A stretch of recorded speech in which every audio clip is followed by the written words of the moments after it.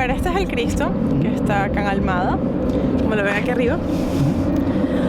No tiene el mismo tamaño que el que está en Brasil, es más pequeño. Sin embargo, fue una ofrenda que le hizo el gobierno de Brasil, no recuerdo la fecha en este momento, a Portugal, y según dicen, yo no lo sé, pero creo que es algo que podemos verificar, se supone que él está ubicado más o menos frente a frente con el que está en Río.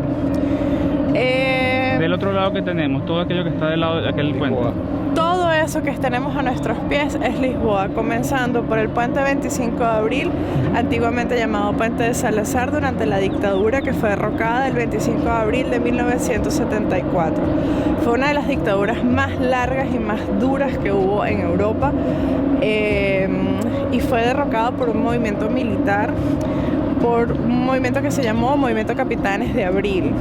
No fue por el alto rango militar, fue un rango medio, que generó pues una especie de una palabra que a nosotros no nos gustó mucho, de revolución. De los claveles. La revolución de los claveles, que viene, no sé si conocen un poquito de la historia, pero la razón por la cual se llama revolución de los claveles, ciertamente hubo muy poca violencia en ese movimiento. Fue un movimiento armado, pero hubo poca violencia. Fue porque una persona que estaba por allí empezó a repartir claveles y colocarlos en los fusiles de los militares. Es una leyenda, y de hecho siempre hay fotos por allí de la tal señora florista que colocaba los claveles en los fusiles.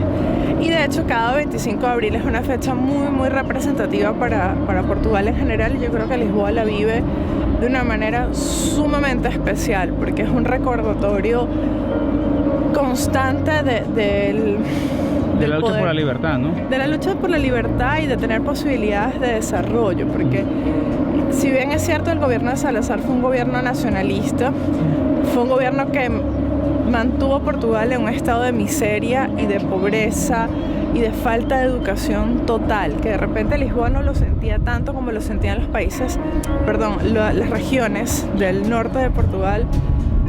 Fue muy duro, fue la época de las guerras de ultramar, donde muchísimos, miles, no sé si millones de portugueses tuvieron que desplazarse para África para luchar por las colonias, donde muchísimas personas perdieron la vida, donde muchísimas familias quedaron deshechas, donde Portugal perdió fuerza humana para desarrollarse, para seguir adelante. Fueron unos años muy muy difíciles, y de hecho coinciden con los años en los que los países de América recibieron una muy fuerte migración portuguesa, como es el caso de Venezuela. Fue justamente por allí en los años 60, 70, que es el caso, por ejemplo, de mi papá.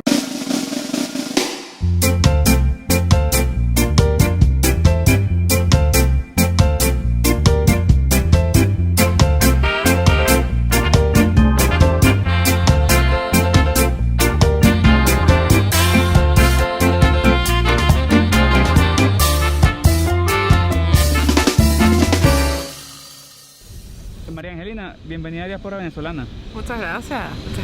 María Angelina, ¿tú de qué parte de Venezuela eres? Soy de Caracas, caraqueña y caraquista. Muchas gracias.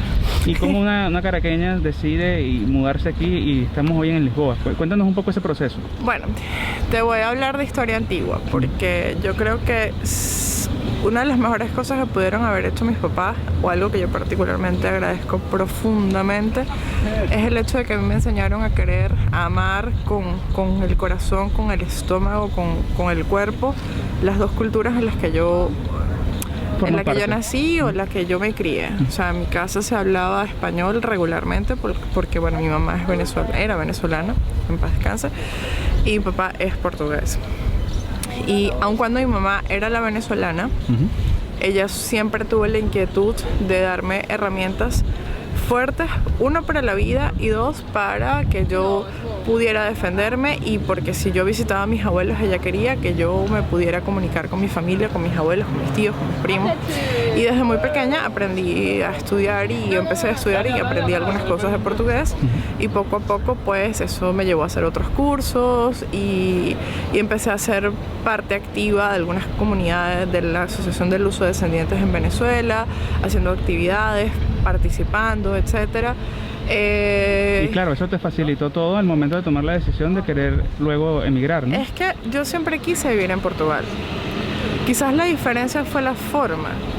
a mí este era un país que siempre me llamó, o sea, yo escuchaba y de repente esto puede sonar un poco, no sé, exagerado o quizás quien lo escuche dirá que, no sé, pero bueno, eso queda de parte de cada quien, pero yo escuchaba canciones de fado de una cantante que se llama Marisa, que es, Dios mío, Una reina aquí. hoy es una de las mejores voces de fado en el mundo, allá donde se presenta tiene completamente lotado, ¿no? el espectáculo. Y a mí se me movía algo, había algo que me estaba llamando, algo que me invitaba a venir acá, que me invitó a venir de vacaciones y un buen día jugando, echando chistes, mi esposo y yo nos miramos a la cara un día que vinimos a conocer Lisboa, fue un viaje de 2 noches, 3 días, 2 noches, algo así, y dijimos, un día esto deberíamos vivir aquí. ¿Qué pasaría si viviésemos aquí? Todo empezó con esa pregunta. Y sucedió que las cosas en Venezuela, como bueno ya sabemos y no vamos a hacer mucho énfasis allí, se empezaron a complicar, las oportunidades cada vez fueron menos, y especialmente la calidad de vida. Yo creo que más allá de las oportunidades es tener la posibilidad de tener calidad de vida, de poder salir a la calle, de poder disfrutar de los espacios abiertos, de estar atento, sí, porque hay que estar atento en todas partes, porque hay gente buena y gente no tan buena en todas partes, pero al final nosotros sentimos acá una tranquilidad, una paz, una armonía que hace mucho tiempo dejamos de sentir en Venezuela y era algo que particularmente nosotros anhelábamos.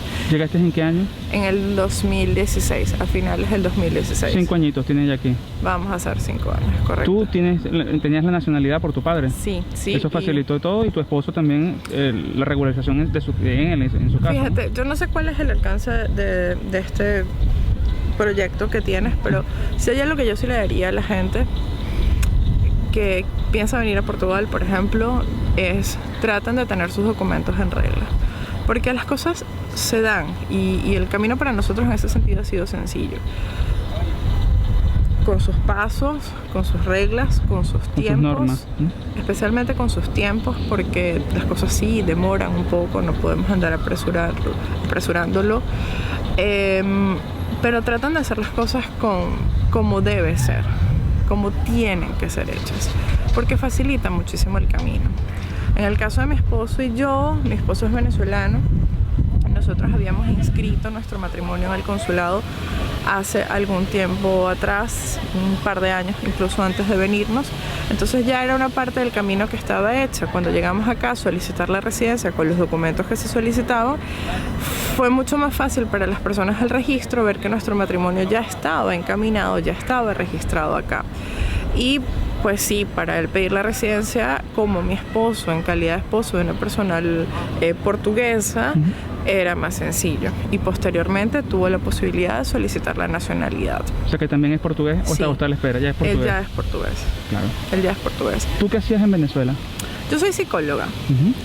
Y estuve trabajando, mis experiencias fueron en el área de recursos humanos. Un buen día decidí cambiar y empecé a trabajar en una fundación con personas con problemas de adicciones, quizás una de las mejores experiencias laborales que he tenido en la vida, me enseñó muchísimo. Y trabajé en el área de psicología del deporte, que fue un área en la que me formé y es un área que me parece absolutamente apasionante. ¿Y ahora aquí? En este momento estoy trabajando, en este momento casi que desde que llegué, en una empresa de call center que en verdad nos ha brindado muchísimas posibilidades, nos ha dado la posibilidad sobre todo de tener estabilidad, de tener tranquilidad, de poder alcanzar algunos objetivos personales que teníamos, que en Venezuela se nos estaban haciendo muy cuesta arriba. Y sí, te voy a decir sinceramente, me encantaría poder ejercer mi profesión. Ya tengo el reconocimiento de la Universidad de Lisboa como licenciada en psicología, solo que eso no es suficiente para ejercer desde el punto de vista legal. ¿Debes colegiarte, algo así? ¿O? No me permite colegiarme. Necesitaría aún hacer una maestría y hacer alguna pasantía, es lo que entiendo. Puede ser que me esté saltando en algún paso, pero ya tener un reconocimiento de la universidad es algo súper importante porque me permite hacer cursos. ¿Qué sucede? Si yo no tenía ningún tipo de reconocimiento de alguna institución académica acá en Portugal, no podía hacer ni siquiera un curso de lo que llaman cursos profesionales, de oficios, por decirlo de formación alguna manera, profesional. de formación. Muchísimas gracias. No podía hacer nada, o por lo menos no podía hacer nada que tuviese un certificado. O sea, yo podía hacerlo, claro que sí lo podía pero hacer. no te ganabas nada. Pero no tenía ningún No tenías ningún certificado, título. un valor realmente en un papel que confirmara que yo efectivamente lo había hecho. Entonces, para mí esto fue un gran logro que tuve el año pasado. Me costó mucho, fue difícil, porque bueno, a veces no es ni tan fácil este tema de los reconocimientos, pero ya es un paso andado y me abre la puerta quizás a continuar mis estudios, que es una de las metas que yo tengo a mediano y largo plazo. Y que seguro poco a poco lo vas a ir Sí, consiguiendo. espero que sí, porque hay varias áreas de desarrollo que me gustaría continuar. María Angelina, estamos en este mirador precioso. Cuéntanos un poco qué es lo que podemos ver desde aquí. A ver, estamos en el Mirador de Santa Lucía. Esto es uno de los miradores que tiene Lisboa. Ahorita no recuerdo exactamente el nombre, pero creo que son 7. Bueno, el fondo, no sé si se logra apreciar esa línea continua que está allá. Sí. Ese es el puente Vasco da Gama, que hoy por hoy es el segundo puente más largo del mundo. Tenemos esto que tiene acá la cúpula, esto es el Panteón. Destacadas personalidades como en Venezuela, ¿no? Son las que se han Sí. ganado el derecho a estar allí. Sí, exactamente. Río Tejo y por supuesto todo lo multicolor que puede ser Lisboa con sus techos rojos, que a mí personalmente me encanta la luz de Lisboa, los azulejos, mira tú, esta capilla o esta iglesia que está acá, la maravilla, los azulejos que tiene, es lindísimo, la verdad. O sea, para mí estar en Portugal ha sido estar en casa, yo nunca me he sentido ajena. No, me ha tocado aprender, sí, mucha gente sí te pregunta, por ejemplo, de dónde es tu acento, porque además es muy curioso, mi papá es del norte de Portugal, ¿De qué parte? de una zona que se llama Barcelos, del distrito Braga, y yo aprendí de forma muy natural cuando aprendí a hablar portugués, cuando estaba niña, con el acento típico del norte. Claro. Entonces cuando estoy acá en Lisboa hablo, entonces mucha gente me pregunta si soy del norte, a otros les suena la curiosidad de saber de dónde soy, porque siempre queda algo, ¿no? Claro. Es mi identidad, es imposible negarla. Yo pasé ¿cuánto pasé en Venezuela? Yo tengo 36, no me da ninguna pena decir mi edad. Son 30 años por lo menos, ¿no? 31 años viviendo en Venezuela, por supuesto que soy venezolana y por supuesto que tengo mi acento y no lo voy a negar nunca, pero sí, por supuesto que se me cruzan las palabras, porque además es lo más natural del mundo y se me siente mi acento de vez en cuando. Hay quien es más perceptivo, más... Sí. Pero despierta esa curiosidad dentro de la gente. Pero nunca, jamás, de los jamases yo he sentido, yo voy a hablar de mi experiencia, sé que hay otras personas que tal vez no lo han sentido así. Ningún tipo de rechazo. No, en lo absoluto, más bien he sentido preocupación de personas con las que he compartido 100% portugueses naturales de aquí, que me escuchan o me preguntan y me dicen cómo está la cosa, vi las noticias, vi que la cosa estaba fea, no ha mejorado, tengo tiempo que no veo noticias allá, oye, tanta gente que portuguesa que estaba allá, ¿no? Que se ha devuelto y te preguntan, y han llegado muchos, ¿verdad? Hay muchos venezolanos ahora en Portugal, eso es una pregunta recurrente. ¿Y tu esposo? ¿Cómo ha sido en su experiencia? Bueno, ahí lo vamos a conocer más adelante, Yo ¿no? creo que ha sido igual, yo no voy a hablar por él, por supuesto. Claro, él nos comentará más adelante, pero yo siento que para él la experiencia también ha sido muy positiva, o sea, nunca ha habido eso, nunca. Sí, porque podemos hablar que en tu caso por lo menos tú tenías ganado, que tenías la cultura de tu padre, que por eso quizás no era tan ajena, pero él que no era nada portugués y sin embargo también se ha sentido a gusto y pero cómodo. lo transculturalizamos. Esa también es la responsabilidad de la pareja, ¿no? Esa fue la estrategia. Ah, claro. Hay que irlo gozando poco a poco. Eso fue bacalao en las navidades, fue cocido en el domingo gordo, que es el domingo antes de carnaval, o el después, ahorita no recuerdo.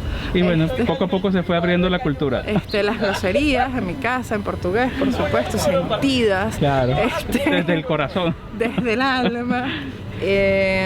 Los dulces típicos que mi mamá también los aprendió a hacer. Entonces sí, hubo un proceso de transculturalización allí que se fue gestando poco a poco, y además él estudió portugués en Venezuela. Claro, eso y lo estudió por motus propio, no fue que yo lo empujé, él solito fue. Y eso es lo bueno, cuando es una decisión, ¿no? Cuando no es una imposición, sino una decisión. De hecho, dato aparte, era el mejor estudiante de historia portuguesa de la clase. Estamos en el corazón turístico de Lisboa. Aquí atrás tenemos el arco de la Rua Augusta. Atrás tenemos Praça do Comércio, que es digamos, uno de los centros o lugares más emblemáticos que tiene Lisboa para conocer. Fíjense en esta calzada. Esto es Portugal. Este trabajo es hecho a mano. Hay gente que se llaman calceteiros, que trabajan la piedra mano a mano con un martillito Para hacer y esta la van figura. colocando. Y vas a ver esta obra maestra prácticamente en todo Portugal, pero especialmente en esta zona está muy bien conservada. Es como Este que es el elevador, elevador. es el elevador Santa Justa. Y se puede subir en Sí. Prepandemia De hecho, era común poderlo subir. De hecho es que, a ver, esto uno hoy por hoy lo ve como algo que es 100% turístico, pero esto en su tiempo tuvo una función real. Es decir, Lisboa es conocida como la ciudad de las 7 colinas. Claro. Y hay que subir por todos lados. O sea, Claro. nosotros venimos ahora de lo que es la Baixa. Esto Exacto. es lo que se llama la Baixa, porque estamos en la parte más baja que da al río. Pero de aquí en adelante ustedes Son van a darse colinitas. cuenta que vamos a tener que empezar a subir y subir y subir, subir en el eléctrico, subir en autobuses, subir, subir, subir, para después empezar a bajar. Esto en su momento tuvo Subía una de las justamente colinas. la función de llevar a las personas a cierto punto para que pudieran desplazarse por el otro lado de la ciudad.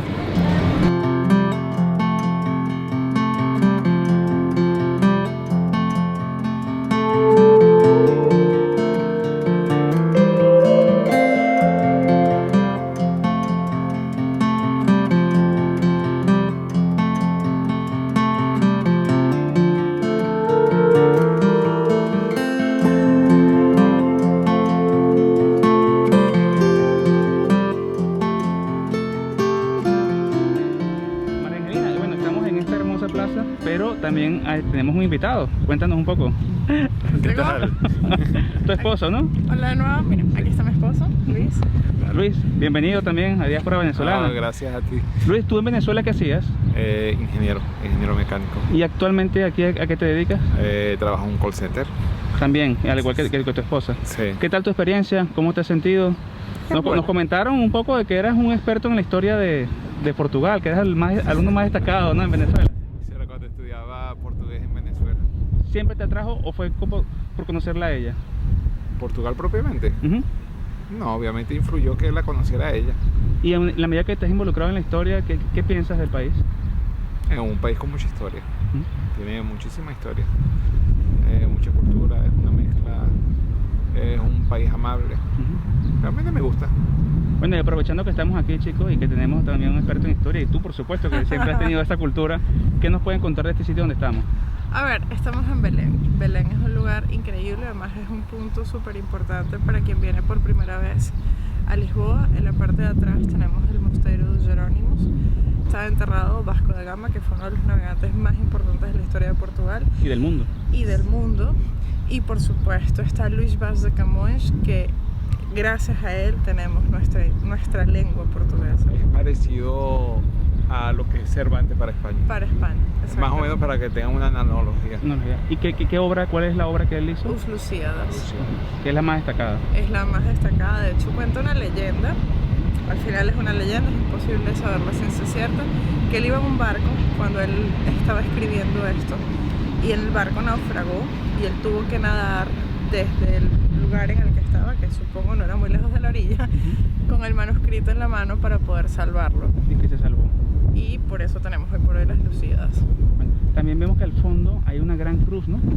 Eso que tenemos allá atrás es el Padrón de Descubrimientos. Es un monumento. Es un monumento súper importante porque además allí se resume, ahora vamos a ir a verlo, pero allí se resume realmente la historia de la navegación, de los descubrimientos. O sea, estamos hablando que Portugal estuvo presente en todos los continentes. Portugal llegó a América, Portugal llegó a Asia. Hace poco, bueno, relativamente poco, se entregó la última colonia, que fue la de Macao, y fue una entrega amistosa. Pacífica. Sí, estuvo en África. En África estuvo con Angola, Era- Mozambique, Eran San Tomé. expedicionarios, pues, o sea, tenían buenos marineros y una buena flota, ¿no? Es correcto, es correcto. Sí, inclusive Portugal llegó a tener la flota más grande y más importante de todo el mundo, la flota especialmente de la marina mercante.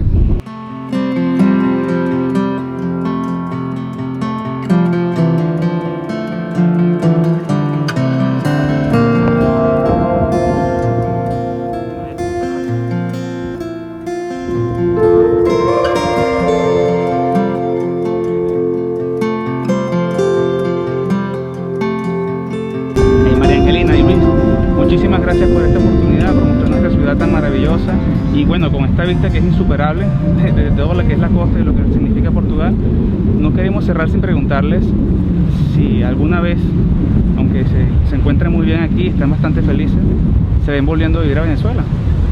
¿Tú, María Angelina? ¿Vivir? Sí. Difícilmente. A ver, yo no puedo decirte está bueno, beberé. Pero vivir. Ahora, en este momento y en los próximos años, no lo creo. Difícilmente, porque más allá del aspecto económico, ¿no? Uno ha invertido en tiempo, ha invertido en amigos, ha invertido en construir una vida, En hacerse espacio. en ¿no? hacer espacio aquí. Y nos sentimos bien acá. Y la verdad es que el país que dejamos no es el mismo que está actualmente y probablemente no va a ser el mismo que encontremos en unos años, ¿no? Entonces vivir del recuerdo para mí tampoco es vida. O sea, uno puede recordar y estar contento con las experiencias vividas y agradecidos con todo lo que aprendimos y todo lo que Venezuela nos dio, pero vivir no. Ahora, volver, visitar, estar con la gente, los afectos que dejamos, Sin lugar a dudas. eso sí, eso estaba planteado. No hemos podido hacerlo hasta ahora, pero que forma parte de esa planificación de la que hablábamos hace unos minutos atrás, ¿no? De momento no se ha podido hacer, eventualmente queremos hacerlo, queremos volver a visitar a nuestra gente, a los lugares que para nosotros fueron especiales. Pero vivir, para mí el futuro está de aquí para allá, no está de aquí. Está de este lado del Atlántico. Sí, de momento está pensado así. Bueno, muchísimas gracias, paisanos. Un fuerte abrazo y que sigan disfrutando de este hermoso país. Chao.